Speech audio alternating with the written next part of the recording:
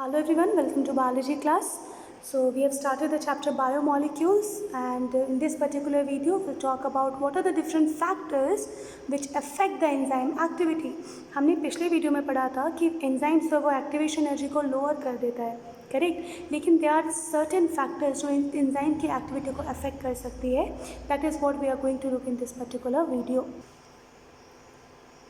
So this is the tertiary quaternary structure of an enzyme जो कि protein से बने हुए proteinaceous enzyme.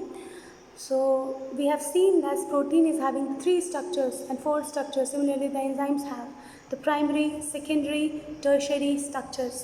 All enzymes are different from one another depending on what kind of structures they have, and the kinds of structure they have also determine the kinds of active sites they have. सो अभी इस enzyme को affect करने के लिए बहुत सारे factors हैं, जैसे temperature, pH, substrate concentration as well as other specific chemicals जो एक्टिव साइट से बाइंड हो जाते हैं. तो इन अलग अलग फैक्टर्स के बारे में हम लोग इस पर्टिकुलर वीडियो में पढ़ाई करेंगे. तो सबसे पहले we will start from the temperature and pH, and we will see how the increase and decrease in temperature and pH can affect severely to the enzyme activity in an enzyme catalyzed reaction. तो temperature और pH का किस तरह से enzyme के ऊपर effect पड़ता है.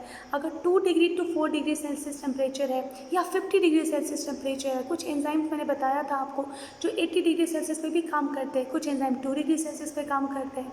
तो लेकिन अलग अलग एंजाइम्स का अलग अलग ऑप्टिमम टेम्परेचर होता है. जब इस ऑप्टिमम टेम्परेचर को कम कर दिया जाए या बढ़ा दिया जाए तो एंजाइम की एक्टिविटी पे फ़र्क पड़ता है. Similarly same case goes to the pH. तो आप देखोगे जब एंजाइम एक्टिविटी जो है वो टेम्परेचर और पीएच बढ़ने से बढ़ती है, and it reaches to the optimum temperature and optimum pH.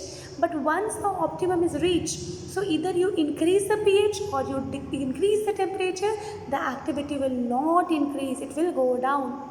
Therefore they produce this bell shaped curve. Enzyme activity is highest at optimum pH and optimum temperature. तो slowly activation energy जो है enzyme activity बढ़ेगी, लेकिन optimum temperature और pH के बाद ये हमारा एंजाइम एक्टिविटी कम होती जाएगी. आप कितना भी pH बढ़ा दो या कितना भी टेम्परेचर बढ़ा दो.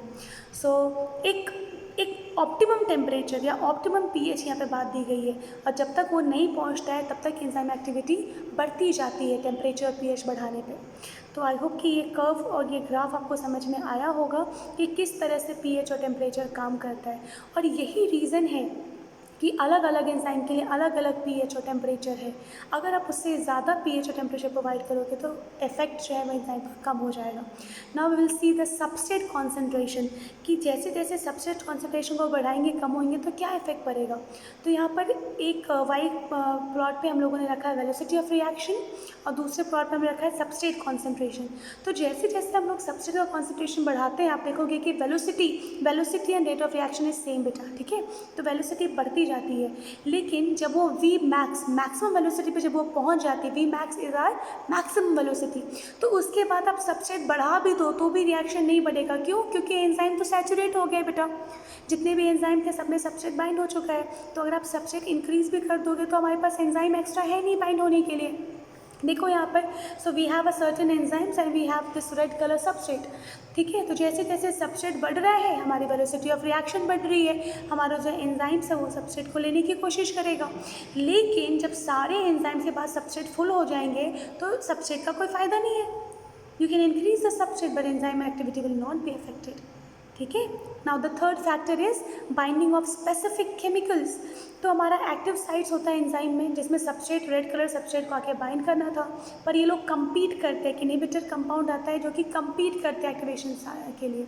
ये कौन कौन से केमिकल्स है कि मैलोनेट है, सक्सिनेट है, फ्यूमरेट है, and these are the chemical compound they compete for the activation site in the enzyme. और जब वो एक्टिवेशन साइट पे बाइंड हो जाएंगे तो वो पर्टिकुलर रिएक्शन नहीं हो पाएगा, ठीक है. So this is how the binding of specific chemicals to a particular enzyme, it can affect the enzyme activity. Okay, so these are the examples, competitive inhibitors and all. So your enzyme is there, substrate binding site is there, substrate is there, inhibitor is there. तो आप देख सकते हो कि substrate और inhibitor जो है वो आपस में compete करते हैं. क्यों? एक्टिवेशन साइट के लिए. और जब यहाँ पे ग्रीन कलर हमारा inhibitor बाइंड हो जाएगा तो substrate बाइंड नहीं हो पाएगा. ठीक है। तो अगर सबस्ट्रेट बाइंड हो जाता है तो केमिकल रिएक्शन प्रोसीड होगा, सबस्ट्रेट बाइंड नहीं हो तो केमिकल रिएक्शन रुक जाएगा। Now in bacteria we have this peptidoglycan cell wall. We read about the cell wall of bacteria is made up of peptidoglycan. So binding of a specific chemicals, you can see how it is affecting the bacteria. So this is the bacteria where in a particular green color substance is coming and binding, and you can see the structure got changed. So this is how the enzyme activity can be affected through the temperature, pH, through the substrate concentration, and also through binding of the specific chemicals. So all these things can affect the activity of an enzyme. This is all about the video. This is a summary जिसमें हमने देखा primary, secondary, tertiary structure होते हैं enzymes के। Enzyme की activity temperature, pH, substrate concentration और binding of specific chemicals जैसे fumarate, succinate पे भी इफेक्ट करती है। हर एंजाइम का अपना एक हाईएस्ट एक्टिविटी होती है एक पर्टिकुलर टेम्परेचर और पीएच पे, उसे उसका ऑप्टिमम टेम्परेचर या ऑप्टिमम पीएच बोलते हैं, ठीक है।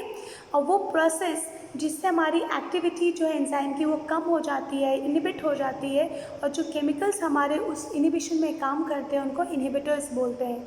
इनहिबिटर्स वैसे मॉलिक्यूलर स्ट्रक्चर है जो सबस्ट्रेट के साथ compete करेंगे तो उनको बोलते हैं हम लोग competitive inhibitor. They compete with the substrate and they will bind to the active site, और तभी हमारा जो है वो एंजाइम कैटालाइज रिएक्शन कंटिन्यू नहीं हो पाएगा। This is all about this particular video. I hope you have understood the video. Thank you very much for watching. Have a nice day.